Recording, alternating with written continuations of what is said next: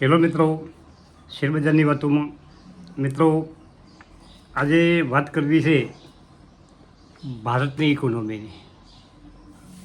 અને એ company Vinesh pipe, આ બંને ભેગો વિડીયો બનાવવો છે.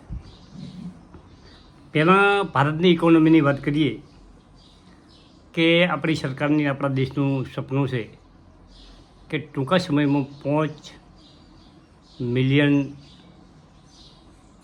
વધારે આપણી ટ્રિલિયનથી વધારે મોટી ઇકોનોમી આપણી બનાવવી. પરંતુ એક સારા સમાચાર એ આવ્યા છે કે ભારતની ઇકોનોમી માટે મોટી ખબર, ભારત હવે જાપાનની પાછળ છોડી દુનિયાના 4થા નંબરની મોટી ઇકોનોમીમાં સ્થાન લઈ લીધું છે. મિત્રો, એક રિપોર્ટ મુજબ અમેરિકા, ચીન, જર્મન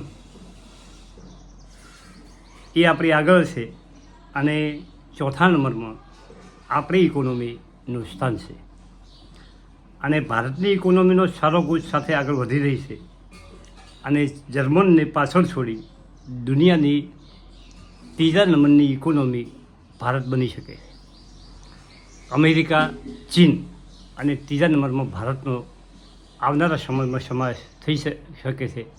અને આજે આપણી ઇકોનોમી 4થા નંબરમાં છે. મિત્રો, આપણી ઇકોનોમી જોરદાર ગ્રોથ કરી રહી છે અને ઇન્ડિયાનું માર્કેટ વિશ્વના તમામ દેશોને લલચાવી ગયું છે. એનું એક કારણ છે કે આપણી ઇકોનોમી, આપણી જે વસ્તી છે 140-50 કરોડની વસ્તી. મિત્રો, એ વસ્તીને એવડું મોટું આપણું માર્કેટ છે કે દુનિયાના બધા દેશોને ભારતમાં માલ વેચવો છે. પરંતુ આપણે આપણા ઉદ્યોગો મજબૂત બની રહ્યા છે અને આવનારા સમયમાં આપણે આત્મનિર્ભર બની અને દુનિયાના દેશોમાં આપણે નિકાસ કરી શકીશું. આજે પણ આપણી સારામાં સારી ઘણી કંપનીઓ, ધારો કે ફાર્મા છે, ડિફેન્સ થોડું ઘણું કામ કરી રહી છે અને આવી ખૂબ આપણે નિકાસ પણ કરી રહ્યા છે. એટલે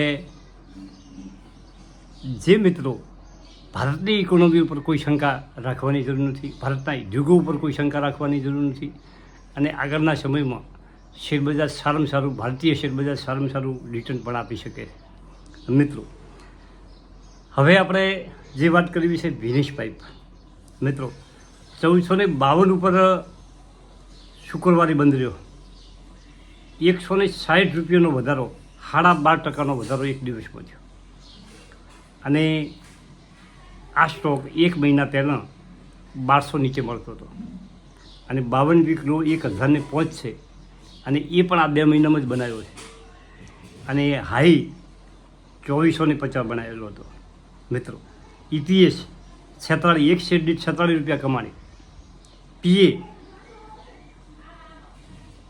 31.48, સેક્ટરનો PA 28, સેક્ટરના PAથી થોડોક ઉપર ચાલી રહ્યો છે પરંતુ કોઈ એમાં મોટી તકલીફ નથી.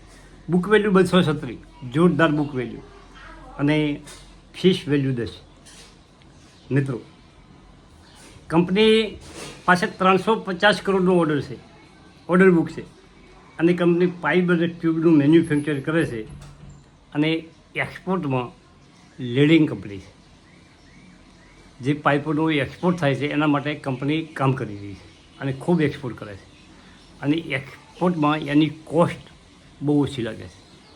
એનું કારણ છે કે જે એનો યુનિટ છે કંપનીનો યુનિટ ધનેટી કચ્છ ગુજરાતમાં છે. એટલે કે કંડલા અને મુદ્રા બંદર એને બહુ નજીક પડે છે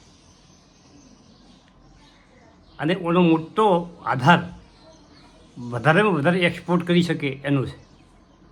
અને કંપની 3700 મેટ્રિક ટન એની કેપેસિટી.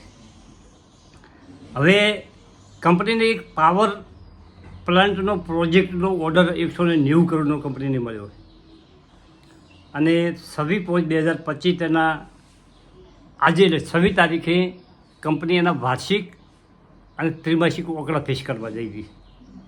હવે રિઝલ્ટ પહેલાં કંપની અત્યારે જોરદાર ફોક્સમાં છે. મિત્રો, રિઝલ્ટ આજે સોમવારે છે પણ શુક્રવારે શેર 12% ઉપર એક જ દિવસમાં ઝળઝળાટ ચાલ્યો. અને આ કંપનીના આપણે ખૂબ વિડીયો બનાવ્યા.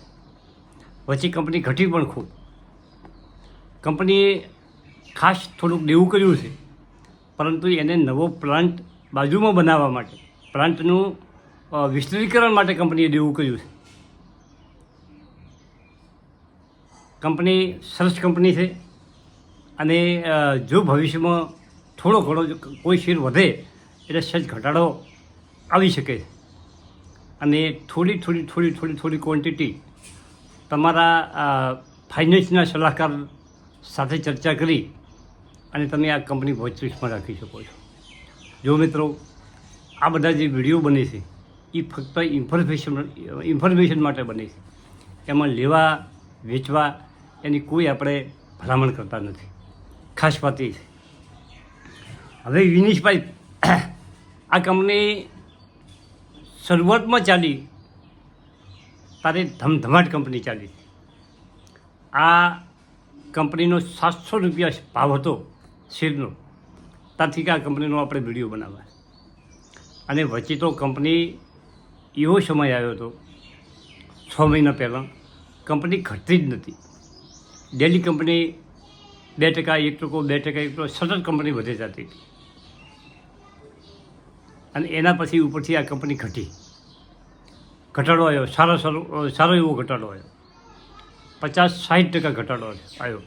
અને આ ઘટાડો આપણે વારંવાર કહેતા આવ્યા છે કે સ્મોલ કેપ કંપનીઓ, નાની કંપનીઓ છે, એમાં ઝડપી ઉછાળો આવે છે અને ઝડપી ઘટાડો આવે છે.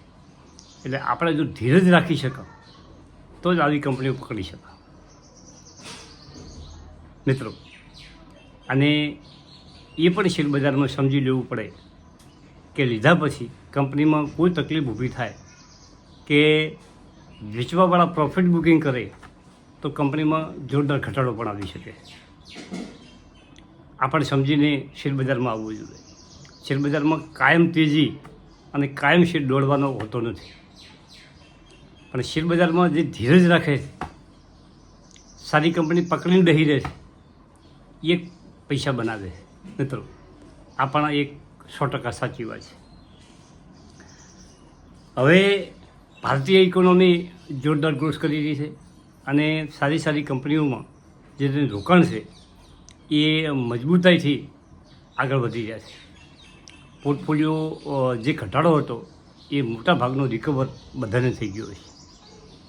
મારો પોર્ટફોલિયો પણ સરસ મેનેજ કરી અને મેં બનાવ્યો છે.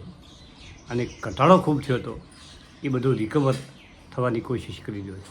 લગભગ રિકવર થઈ જવા આવ્યો છે. Thank you.